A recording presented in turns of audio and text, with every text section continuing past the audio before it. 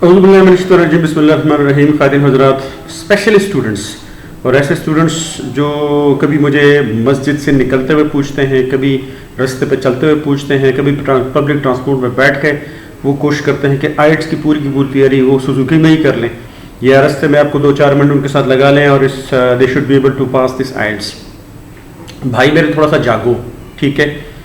अगर आप straight forward में कहूँगा, अगर आप कोई भी एग्ज़ाम हो, कोई भी अचीवमेंट के लिए अगर आपको कुर्बानी देने के उसमें मूड में नहीं है तो फिर साइड होकर अपना काम करो। काफ़ी सारे लोग शायद वो कुर्बानी देना चाहते हैं, उनको डायरेक्शन का नहीं पता। आइट्स का कुछ लोग कहते हैं कि नहीं फ्री में हो जाए, मेरे दरवाजे पे हो जाए, ठीक है, मुझे कोई काम ना करना पड़े। भाई मेरे आइट्स एक इंटरनेशनल लेवल का एग्ज़ाम है, ठीक है, जो कि आपका लेवल उसमें देखते हैं कि आपकी रीडिंग, राइटिंग, लिसनिंग और स्पीकिंग आपकी क्या है। साथ में आपकी वोकैबुलरी, आपका ग्रामर, ये सारा कुछ देखते हैं। तो अगर इन सब चीज़ों की तरफ देखें तो ये सारी चीज़ें हम बचपन से हम सीखते चले आ रहे हैं। ग्रेड 1, 2, 3 से लेकर मैट्रिक और इंटर और ग्रेजुएशन और फिर मास्टर्स, इन सब में यही पढ़ते रहे ना।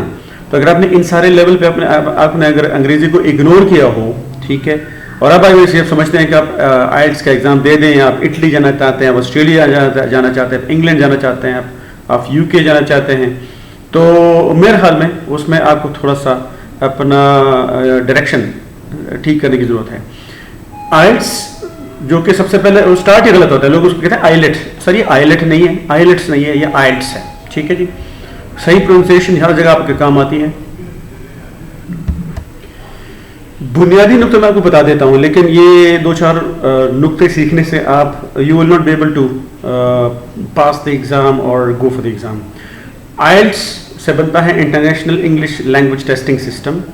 इसके 4 मॉड्यूल यानी 4 किस्म के एग्ज़ाम होते हैं। 3 एग्ज़ाम इकट्ठे होते हैं, एक एग्ज़ाम अलहदा होता है। रीडिंग, राइटिंग और लिसनिंग, इसका एग्ज़ाम एक ही जगह पे होता है, एक हॉल में होता है। और स्पीकिंग जो है ना, वो ब्रिटिश काउंसिल आपको अलहदा से उसके लिए टाइम देगी। वो हो सकता है ये जो आपके बाकी 3 एग्ज़ाम है, रीडिंग, राइटिंग, लिसनिंग, हो सकता है इससे कुछ दिन पहले, हो सकता है उसके कुछ दिन बाद, ठीक है। और ब्रिटिश काउंसिल ज़ाहिर बात है इसका एग्ज़ाम लेती है। आजकल इसकी फ़ीस शायद अप्रॉक्सीमेटली, मुझे एग्जैक्टली नहीं पता, लेकिन 40 से लेकर 45 हज़ार तक, जब जिस तरह की महंगाई बढ़ रही है तो शायद उनके भी फ़ीसें बढ़ गई होंगी। तो 40 से लेकर 45 हज़ार तकरीबन इसकी फ़ीस होती है। 2 साल की इसकी वैलिडिटी होती है। मतलब अगर फ़र्ज़ करें आपने आज अगर आइट्स का एग्ज़ाम पास किया तो ये जो आपका रिजल्ट है ये 2 साल तक चलेगा। 2 साल के बाद अगर आपको फिर आइट्स की ज़रूरत पड़ेगी तो आपको फिर दोबारा आइट्स एग्ज़ाम देना पड़ेगा। आइट्स का के लिए कुछ लोगों का ये एक इमेज, एक कॉन्सेप्ट है कि चलो आप किसी टीचर के पास 2-4 दिन बैठ जाओ, हफ्ता 1.5 हफ्ता। नहीं भाई, आपको ये जो आइट्स के दो किस्म की वो टाइप्स होती हैं। एक को कहते हैं एकेडमिक आइट्स और एक को कहते हैं जनरल आइट्स। एकेडमिक आइट्स उन लोगों के लिए होता है जो बाहर जाकर पढ़ना चाहते हैं किसी यूनिवर्सिटी में हायर एजुकेशन के लिए। और जनरल आइट्स वो है कोई बंदा को बाहर जाके सेटल होना चाहता, वहाँ पे इमिग्रेशन करके जाना चाहता, वहाँ पे कारोबार करना चाहता, वहाँ पे रहना चाहता, तो उसके लिए जनरल। तो एकेडमिक ज़ाहिर बात है थोड़ा सा मुश्किल होता है। एकेडमिक्स की जो आपकी रीडिंग और राइटिंग जो एग्ज़ाम्स होते हैं वो थोड़े से मुश्किल होते हैं। लिसनिंग और स्पीकिंग दोनों आइट्स में एक जैसे होते हैं। डिपेंड करता है आपकी वोकैबुलरी कितनी है। वोकैबुलरी की तो कोई हद ही नहीं है।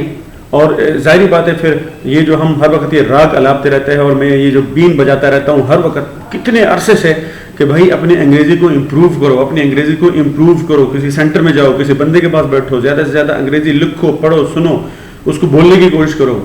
तो जिस बंदे की पूरी उम्र जिसने कोशिश की हो अंग्रेज़ी के ऊपर, उसके लिए आइट्स मुश्किल नहीं होता।